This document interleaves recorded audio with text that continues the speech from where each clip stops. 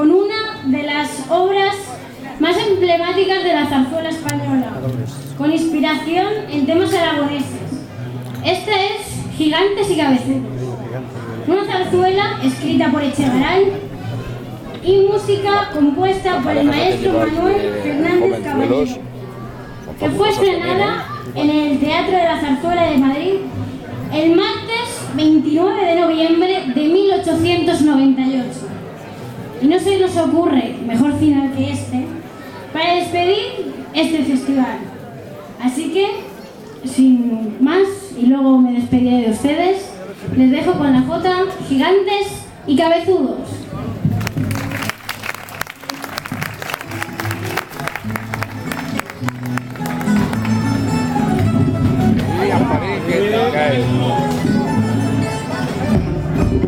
¿Qué tal?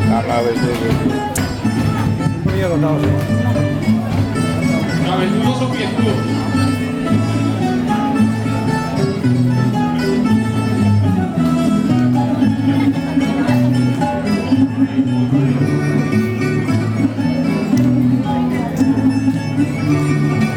Lo mandamos rápido.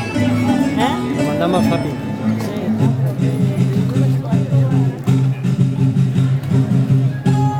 Ay, qué fuerte.